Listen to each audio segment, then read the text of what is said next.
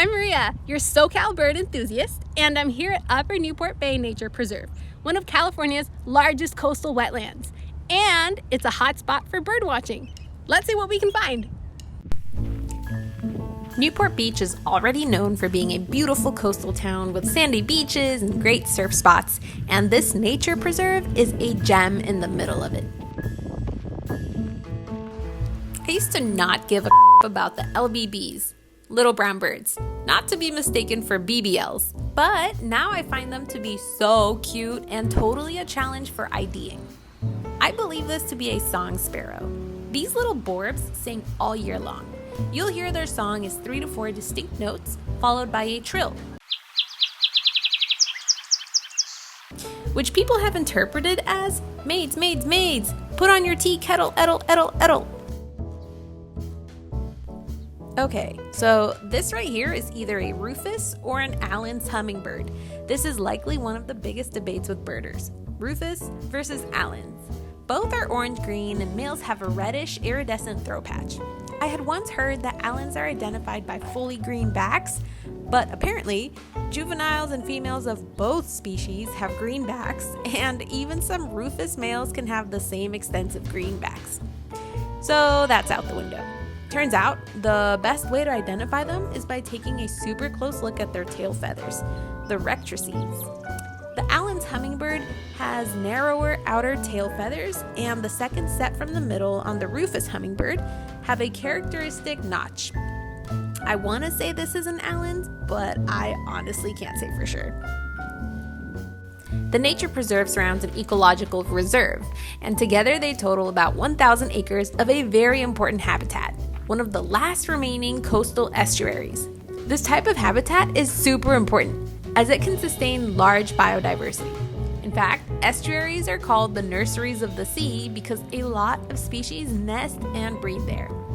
Right here, you can find about 200 resident species of birds, and it is a big stopping site for migratory birds.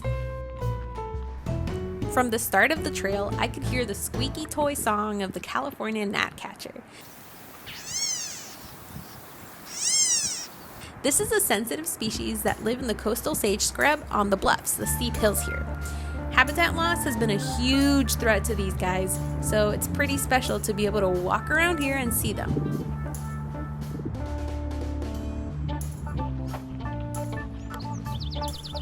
I had heard a Buick's wren here that was moving way too fast to capture, but I did get a glimpse of a common yellowthroat.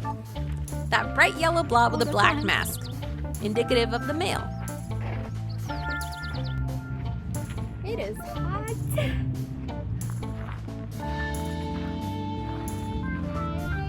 If you're in the western US, you'll likely recognize the black phoebe. I love how the males are like little real estate agents. A male will give the female tours of nesting sites, apparently hovering by the spot for a few seconds and waiting for the female to decide if it makes the cut. And then the female is like her own contractor because she ends up building the whole nest. The northern mockingbird is a year-round resident in the US. They mimic or mock other birds and even non-bird sounds and can learn up to around 200 songs. Pollination!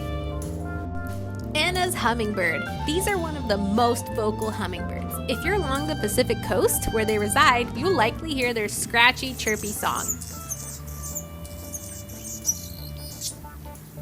I saw many hummingbirds on the trail, all spread out in their own little territories. They are very territorial and will chase away other male hummingbirds from their feeding sites. Speaking of territorial birds, I saw a western kingbird. They are known to not only defend their territory from conspecifics, individuals of the same species, but also from predators like hawks. Check out these male buffleheads. These little big-headed ducks are named for their big buffalo-like heads. A snowy egret. I learned to identify these in college by their yellow feet contrasting with their black legs, as if they had snowshoes. You'll often see double-crested cormorants standing like this, with their wings spread out to dry. This is because their feathers are not as waterproof as those of a duck's. This actually helps them be better swimmers. Okay, I'm not great at identifying shorebirds, but I believe this is a short-billed dowitcher. They eat aquatic invertebrates and almost look like little machines probing the muddy waters by moving their bills up and down. I looked up how the name godwit came to be, and I couldn't find a clear answer. One theory is that it derived from good eating.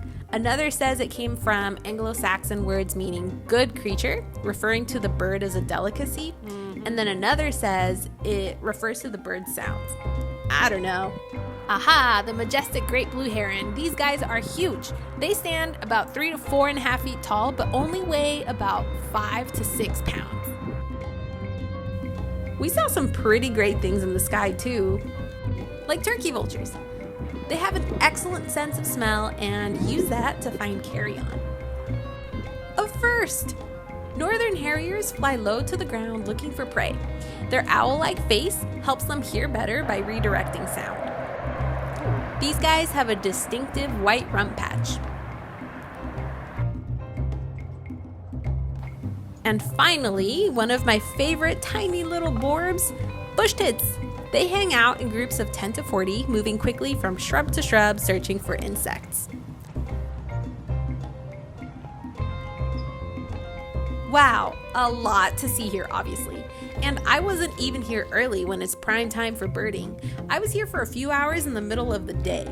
If you come, be sure to check out the Peter and Mary Muth Interpretive Center, where you can learn more about the natural history of Upper Newport Bay.